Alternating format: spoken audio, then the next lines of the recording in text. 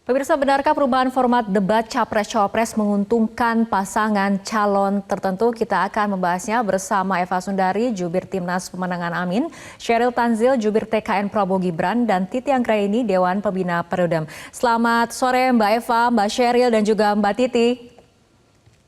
Selamat sore, Mbak Rara, semuanya. Mbak Eva. Selamat sore semuanya. Oke, baik, pertanyaan pertama kita ke Mbak Eva terlebih dahulu. Mbak Eva, mengenai keputusan KPU mengubah format debat Capres-Cawapres, apakah kemudian sudah disepakati terutama oleh tim ses masing-masing paslon, dalam hal ini Amin? Pertama, tentu semua aturan main itu harus sesuai dengan aturan yang ada. Kalau peraturan KPU-nya belum mengubah, harusnya KPU tidak boleh kemudian mengeluarkan aturan yang berdasarkan FGD.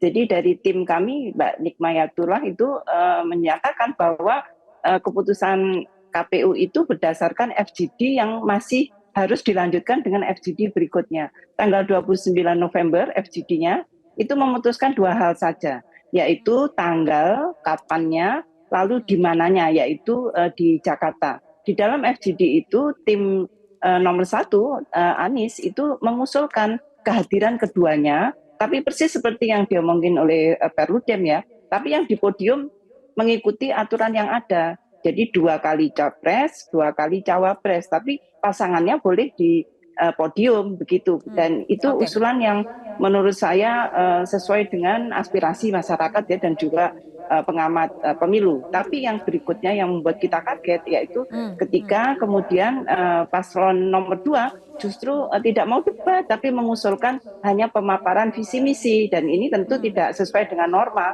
yang ada di undang-undang. Jadi kami tidak pernah meminta supaya dihapuskan debat cawapres, tapi tetap dilaksanakan. Cuman kehadirannya harus dua-duanya seperti yang disinggung oleh Titi. Gitu penjelasan.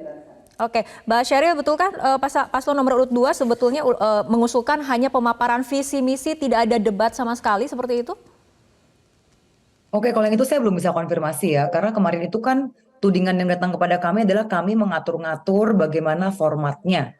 Sementara kami ditembak oleh pasangan kanan kiri 1 dan 3 seakan-akan itu akan menguntungkan pasangan kami. Tapi prinsipnya gini Mbak, kemarin itu kan fokus group discussion ya, dan setiap pasangan calon itu mengirimkan timnya lebih dari 1 orang, dan timnya itu semua berdiskusi, di situ kan musyawarah mufakat terjadi. Saya sama informasi yang saya dapat dengan Mbak Eva, yaitu setahu kami dari hasil FGD tanggal 29 November kemarin, baru diketok palu adalah usul untuk tanggal dan di mana. Itu yang baru disepakati bersama. Tapi soal format, nah ini nih, setahu kami itu belum ada kepastian keputusan dari KPU. Kita juga masih menanti. Tapi polemik yang beredar di masyarakat adalah bahwa format yang saat ini sedang diperbincangkan menguntungkan pasangan calon kami. Padahal kami selalu bilang, statement kami di media adalah apapun formatnya kita siap. Ya, Mbak Sheryl, karena Gitu loh, memang Mbak. ada persepsi publik yang memang menduga perubahan format debat Capres-Cawapres ini menguntungkan paslon dari Prabowo Gibran, seperti itu. Sebenarnya yang harus diuntungkan pikiran kita harus rakyat ya. Bagaimana menjadikan rakyat itu rasional dengan full informed society sehingga mereka bisa menjadi pemilih yang rasional. Jadi jangan kemudian argumentasinya menguntungkan capres ini, cawapres ini, tapi what is the best for voters gitu kan, karena kita ingin free and fair election di mana masyarakat berhak untuk mendapatkan informasi sebaik-baiknya, kapasitasnya, visi misinya, penguasaan dari calon capres dan cawapres terhadap visi misi yang disodorkan, sehingga kemudian pemilih itu bisa memilih mana yang lebih bagus, bukan kemudian oh ini menguntungkan capres. Enggak, capres cawapres harus siap dengan segala format yang terbaik bagi voters dan terbaik agar free and fair election itu bisa terwujudkan di election kita di 2024. Oke, Ya, saya setuju dengan capres-cawapres pendapat harus Mbak Eva ya. Mm-mm. Mbak Rere, saya setuju dengan pendapat Mbak Eva ya. Cuman gini, yang harus kita luruskan kan adalah polemik bahwa seakan-akan KPU berpihak kepada salah satu calon dengan ketika KPU mengumumkan kepada media bahwa formatnya adalah kedua pasangan itu hadir di podium. Seakan-akan kami bisa mengatur-ngatur KPU, padahal kan tidak begitu ceritanya. Dan juga saat fokus group discussion itu Tidak mungkin dihadiri oleh ketiga diintervensi pasangan. seperti itu, Mbak Sheryl? Tidak mungkin, karena fokus group discussion-nya itu masing-masing pasangan calon mengirimkan timnya. Dan timnya bukan 1 orang loh. Dari tim kami aja ada 6 orang. berarti kan pasti harusnya ada komposisi yang sama ya, proporsi yang sama dari tim 03 dan juga tim pasangan nomor Iya, Jadi satu. menurut Anda problemnya KPU begini, kenapa Seril. kemudian mengubah Kenapa jadi format debat? Harusnya kan tiba-tiba ada semua pasangan pertemuan calon berikutnya ya menyalahkan untuk Prabowo format. Gibran gitu loh, seakan-akan kami bisa mengatur padahal tidak sama sekali. Sebetulnya nggak perlu kalau dianggap ya, ditanggapi ya kalau rumor-rumor begitu. Tapi yang jelas surat KPU yang menyatakan atau berdasarkan FGD yang belum rampung, yang belum final, itu kemudian keluar terkait dengan format. Seperti yang kamu bilang kan, format harus didiskusikan di FGD berikutnya. Nah ini tiba-tiba KPU nyelonong. Ini yang kemudian menciptakan segala dugaan-dugaan. Jadi seharusnya KPU tidak melakukan tidak sesuai dengan kesepakatan yang mereka buat sendiri gitu. Jadi ini yang kemudian menyebabkan mungkin banyak debat yang tidak berdasar. Oke, baik, kita ke Mbak Titi. Mbak Titi, apabila Anda lihat disebut tanda kutip, ketika KPU disebut tanda kutip menyelonong, lalu kan nggak ada kaitannya dengan paslon kami. Tapi asumsi yang dibangun adalah bahwa ini menguntungkan pasangan calon kami. Padahal Gibran tadi pagi juga di pasar saat di doorstop oleh wartawan ya, sedang belusukan di pasar, dia mengatakan apapun formatnya kita siap. Oke. Ya, Baik, saya usul Capres, format Cawapres memang kembali harus siap, seperti yang Mbak Titi, dulu sesuai Mbak Eva norma. dan juga Mbak Sheryl. Kita ke Mbak Titi terlebih dahulu. Mbak Titi, menurut Anda ini ada otak-atik format debat Capres, Cawapres sebenarnya untuk siapa kalau gitu, Mbak? Iya, jadi saya kira KPU ini harus dievaluasi mengapa informasi atau keputusan kebijakan yang belum final, belum tuntas, belum solid itu disampaikan kepada publik.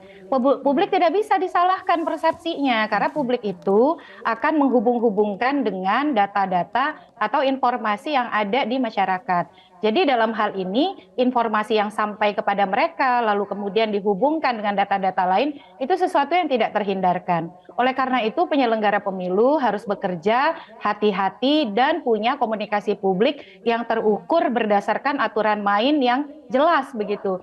Kalau kita lihat 2019 nih saya sampaikan Mbak Rara ya, debat itu 5 kali. 2 kali dihadiri oleh lengkap pasangan calon, Capres, Cawapres. Bahkan ketika 2 kali pasangan calon itu, Cawapres pun diberi kesempatan oleh Capresnya. 2 kali khusus hanya Capres, 1 kali khusus hanya Cawapres. Dulu juga sempat ada pertanyaan, mengapa KPU melakukan modifikasi di luar penjelasan pasal 277 ayat 1. Tetapi kemudian dialektika dan polemik itu melandai karena memang situasinya tidak sama dengan hari ini. Jadi KPU mestinya paham bahwa ada konteks yang berbeda antara 2019 dengan 2024. Jadi kalau ada produk yang belum final, belum konkret, hati-hati berbicara kepada publik. Karena KPU itu harus bekerja berdasarkan aturan main, profesionalitas, dan tertib hukum. Nah ketika situasi misalnya dilempar narasinya nanti ada pasangan tapi porsinya Cawapres lebih banyak, itu tidak salah kalau kemudian dipandang, loh kok debat Cawapresnya jadi hilang begitu. Kita harus lihat konteks hari ini. Nah ini yang saya kira menjadi problem dari penyelenggara pemilu kita. Ini sebenarnya ya dari sisi durasi dan persiapan, ini agak terlambat nih memfinalkan soal konsep debat. Kalau debatnya pertama kali 12 Desember, posisi hari ini kita sudah 3 Desember. Berarti kan kurang 9 hari lagi. Nah harusnya KPU itu persiapannya itu sudah lebih konkret dan lebih matang dan tuntas gitu ya, sehingga masyarakat itu tidak dibawa pada polemik yang tidak perlu. Nah tetapi tidak salah juga kalau masyarakat kemudian mengkait-kaitkannya satu sama lain karena ruang itu dibuka begitu ya. Lain halnya kalau ruang itu tidak dibuka. Begitu kira-kira Mbak Rara. Oke, Mbak Sheryl tanggapannya? Intinya begini ya, tadi yang dikatakan oleh Mbak Titi itu kami sepakat, kami juga menghargai ketika ada kesempatan debat, karena kami juga ingin visi misi kami dielaborasi. Apalagi di sini kami yang selalu ditembak kan. Dan sebenarnya debat ini akan jadi panggung untuk Gibran menunjukkan bagaimana kemampuan dia. Jadi kami juga menanti-nantikan, kami bahkan tidak sabar gitu loh. Ini kan tanggal 12 yang pertama ya. Jadi ini sangat lucu dan saya setuju dengan Mbak Eva bahwa kenapa justru polemiknya dilarikan ke isu-isu yang tidak terlalu penting dan bahkan ada tuduhan bahwa salah satu calon berusaha mengintervensi keputusan KPU. Ini kan sangat berbahaya ya kalau kita berusaha menarik pikiran masyarakat dari esensi sebenarnya apa sih visi misi, bagaimana sih sikap para calon terhadap suatu problematik tertentu di negara kita, terhadap isu-isu tertentu.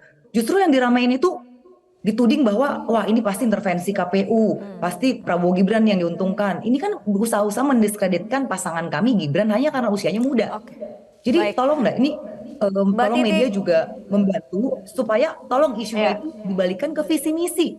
Jangan polemik-polemik ini kan oke tembakan-tembakan baik. nggak Mbak Titi berdasar gitu. tanggapannya?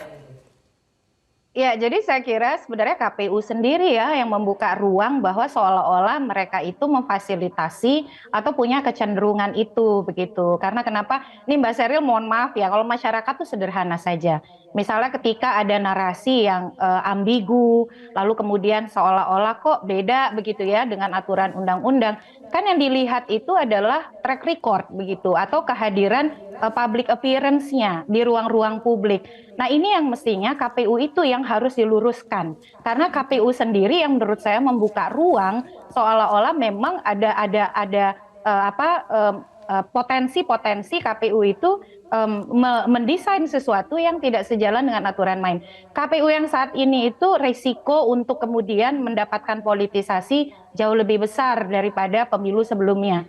Karena kenapa? Karena sejak awal kontroversinya itu sudah banyak begitu. Oke. Apalagi kemudian pernyataan-pernyataan dibuat ketika belum menjadi produk final. Ini evaluasi pertama nih soal Oke, jadwal debat. Jadwal debat itu diralat loh. Mungkin sepele ya, tetapi artinya tidak solid nih di dalam. Yang kedua, soal lokasi debat. Ada yang bilang di Jakarta, tapi kemudian ada yang bilang di Jakarta, tapi ada juga yang bilang nanti 1 kali di Jakarta, 4 kali di wilayah Indonesia lainnya. Oke. Lalu kemudian ini soal format debat. Format debat aja saja kalau kita dengar pernyataan anggota KPU itu kan tidak solid. Apa salahnya sih menyatakan kami masih menggodok, kami Baik, Mbak masih Titi. mendesain sehingga didapatkan formulasi yang sesuai dengan undang-undang. Tapi kan itu tidak pernah konkret jawaban itu, saya kira. Oke, baik. Mbak Titi, kita ke Mbak Eva mengenai polemik yang terjadi ataupun persepsi yang dibangun di publik mengenai keputusan KPU mengubah format debat cawapres ini, Mbak Eva. Ya, sebetulnya saya nyambung dari Titi ya. Kita itu nggak feeling happy, nggak feeling confident dengan performance dari KPU. Dan ini yang kemudian menyulut kita untuk tadi berpolemik dan seterusnya. Tapi yang berikutnya, sebetulnya kita akan berhadapan dengan banyak fakta ya. Misalkan fakta-fakta yang diangkat oleh bocor alus ya, misalkan bagaimana mobilisasi polisi, mobilisasi TNI untuk memenangkan paslon nomor 2, misalkan seperti itu. Jadi masyarakat kemudian imajinasinya itu ya, mohon maaf ya masyarakat nggak bodoh-bodoh amat gitu ya. Jadi kemudian, waduh ini ternyata orkestrasi dari pilpres dan pileg ini luar biasa menguntungkan salah satu pihak. Ini masyarakat tuh ya. Kalau kita di sini kekeh, ayo kita ikuti sesuai aturan, fair play, kemudian kesetaraan, kemudian tidak ada diskriminasi dan seterusnya. Tapi ya ampun, memang seperti yang tadi dibilang oleh Titi, politisasi, peluang politisasi dari pemilu ini luar biasa dan ini tanggung jawab semua pihak untuk menjaga ya, jangan sampai demokrasi kita ini regresi dan kemudian kita berakhir mohon maaf seperti Filipina, seperti Kamboja yang kita harusnya jadi model demokrasi, kita berantakan dan konsolidasi demokrasi nggak jalan-jalan jadinya karena ada kepentingan subjektif begitu. Oke, baik Mbak Eva, Mbak Syahri dan juga Mbak Titi. Lalu langkah dari tim ses selanjutnya seperti apa terhadap putusan dari KPU ini? Kita akan ulas tapi usai jeda berikut. Pemirsa, kita akan lanjutkan kembali perbincangan Mbak Titi dengan melihat kemudian perubahan format debat capres-cawapres, kemudian debat cawapres, tidak ada debat khusus cawapres. Bagaimana kemudian ini akan berpengaruh pada pilihan masyarakat untuk mengetahui bagaimana kualitas dari calon pimpinan mereka, terutama dalam hal ini wakil presiden. Jadi wakil presiden itu syaratnya sama dengan syarat calon presiden. Karena sewaktu-waktu wakil presiden bisa menggantikan presiden. Kita tidak pernah bisa menduga. Karenanya kapasitas, kompetensi, lalu juga kredibilitas calon wakil presiden harus juga bisa diuji. Makanya kemudian undang-undang mengatur debat pasangan calon itu rinciannya adalah 3 kali capres, 2 kali cawapres. Kenapa capres lebih banyak? Ya karena memang kita sistem presidensil. Presiden itu kepala negara dan kepala pemerintahan. Jadi masyarakat itu penting sekali untuk tahu bahwa dua orang ini, si capres dan cawapres, memang punya kepantasan untuk dipilih karena dia akan menjadi nakhoda besar republik yang bernama Indonesia, negara besar yang luar biasa begitu ya. Nah, tetapi saya kira sekali lagi KPU ini mestinya dalam situasi hari ini KPU sudah sangat paham. Ada yang namanya manajemen krisis dan juga mitigasi risiko. Dalam studi kepemiluan itu sudah bisa dipetakan berdasarkan evaluasi pemilu terdahulu dan perkembangan tahapan-tahapan yang sudah berjalan. Ketika KPU punya terobosan, punya inovasi, itu tidak salah. Tetapi dia harus didukung oleh analisis yang komprehensif dari sisi hukum, teknis, dan juga etis. Nah, ketika dia menyampaikan sebuah kebijakan yang itu belum sahih, belum solid, apalagi kemudian argumentasinya lemah, maka KPU akan mudah sekali dibawa pada politisasi dan narasi-narasi yang terhubung dengan kepentingan pragmatis. Jadi ini jadi pembelajaran ya, karena tahapan-tahapan penting ke depan itu masih sangat banyak, dan yang paling bisa dinilai oleh publik, kalau publik meragukan kredibilitas, profesionalitas, dan kesiapan penyelenggara pemilu untuk menyelenggarakan sesuai aturan main, dia akan kemudian menimbulkan keraguan yang lebih besar. Jadi saya kira paling aman bagi KPU adalah kembali saja kepada formula yang ada di dalam undang-undang. Kalau saya ditanya, apakah tidak masalah kalau datang berpasangan? Masalah datang berpasangan itu soal teknis, itu teknis saja. Tetapi soal debat, soal formula debat, 3 kali capres, 2 kali cawapres, itu dilaksanakan saja. Dengan demikian kalau KPU melaksanakan, masyarakat mendapatkan pengetahuan yang cukup soal si capres dan cawapres, KPU tidak akan dituding melanggar aturan main, dan misalnya polemik kita bisa bergeser kepada polemik soal gagasan program yang dibawa oleh para calon gitu. Baik, Mbak Eva tanggapannya? Persis ya, jadi nggak usah membuat aturan. Mbak Rara, dari tadi saya nggak dikasih kesempatan ngomong loh Mbak Rara. Terakhir itu Mbak Eva mendudukin boleh kami loh. Mbak Sheryl, kita ke Mbak Eva dulu, nanti Mbak Sheryl akan diberikan kesempatan untuk berbicara. Saya minta porsi yang sama, tolong Metro TV. Ya, saya mendukung bahwa ketika tidak ditemukan hal-hal yang mudorot, maka ya diteruskan aja, dan argumen norma yang disampaikan tadi sangat masuk akal. Karena gimana ya, soal gimmick itu kan nggak bisa menyelesaikan bagaimana menghandle inflasi, kemudian bagaimana menahan agar BPJS-nya itu terkendali dan seterusnya. Itu juga termasuk pupuk ya. Pupuk nggak bisa kan diselesaikan dengan gimmick-gimmick itu. Jadi penting sekali debat, pemaparan, dan kemudian dilanjutkan debat sehingga masyarakat itu tahu bahwa oh iya memilih yang terbaik untuk negeri ini. Gitu, Oke, baik. Silakan Mbak Sheryl tanggapannya. Iya, terima kasih. Saya menghargai jurnalistik ya, bahwa pasti akan netral meskipun kita tahu Metro TV ini berafiliasi dengan salah satu pasangan calon. Saya ingin klarifikasi terkait dengan tuduhan bahwa pasangan nomor 2 meminta tidak ada debat, hanya sosialisasi. Saya baru ubak-ubak, saya udah dapat minute of meeting dari FGD kemarin. Yang kami sampaikan adalah nomenklatur memang debat, tapi sebetulnya sosialisasi. Karena ajang bagi paslon untuk menyampaikan gagasan. Karena 5 tahun lalu kita berdebat habis, apakah cukup waktu yang disediakan? Justru kami mempertanyakan bagaimana, apakah cukup debatnya? Apakah mungkin menyampaikan ide dalam waktu yang dibatasi? Jadi kami ingin menggarisbawahi ya, tidak ada pasangan nomor 2 meminta tidak ada debat. Saya mau konfirmasinya nih, tidak ada pasangan nomor 2 meminta tidak ada debat. Dan lalu, ini lucu ya, kemarin saya di 2 televisi, di Metro TV dan TV One, saya berdialog dengan satu dari PKS, satu lagi dari PKB, dua-duanya meminta, wah seharusnya cawapres itu sendiri di podium, tidak disertai oleh capresnya. Ternyata hari ini Mbak Eva mengakui, justru pasangan Amin yang meminta bahwa mendampingi. Jadi lucu nih, semua ditembakkan ke kami. Dan tadi juga Mbak Eva menyebut bahwa ada laporan masyarakat, ada pengerahan aparat untuk memenangkan pasangan nomor 2. Nah ini dasarnya apa? Dan kalau memang ada, silahkan dilaporkan ke Bawaslu. Karena inilah yang namanya politisasi. Dan lucunya kenapa hanya menuduh kami, sedangkan ada bukti video yang sudah beredar di masyarakat, ada pengakuan dari ASN di Boyolali yang meminta Mbak Eva tanggapannya langsung memenangkan pasangan nomor 3. Dan itu sudah viral. Dan kenapa tidak disebutkan di sini? Hanya pasangan kami. Ini jangan karena pasangan kami begitu unggul surveinya, sehingga menyebabkan orang-orang yang surveinya kurang bagus. Baik, Mbak Eva, Mbak Sheryl, kita berikan kesempatan Mbak Eva untuk menanggapi. Silakan. Iya. Saya akan merujuk kepada jurnalisme investigasinya Tempo ya, yang dia menunjukkan data-data lengkap, dan memang yang ada juga beberapa di calon paslon 3 di Jateng itu juga melakukan hal yang sama. Dan inilah yang kemudian mengganggu, apalagi kemudian ketika kredibilitas penyelenggara KPU itu juga meragukan kita. Sementara kita pengen supaya apa yang disebut dengan free and fair election itu betul-betul bisa terjadi sehingga bisa mengangkat progresi dari demokrasi kita. Jadi menurut saya setuju. Kalau ada persoalan laporkan ke Bawaslu, dan kalau kemudian masing-masing calon ya menemukan fakta laporkan ke Bawaslu. Dan ini, tapi jangan lupa bahwa Bawaslu pun ternyata diintervensi oleh Kejaksaan, oleh Jam Intel. Ya ini kan menjadi masyarakat menjadi kaku, bingung kan? Kenapa? Karena kemudian Jam Intel ternyata saudara dari pejabat salah satu partai. Jadi ya Allah, kita berhadapan pada situasi yang menurut saya perlu kita betul-betul duduk dan kemudian ayo bermain dengan bersih, berintegritas dan juga demi NKRI. Gitu sih maksud saya ya.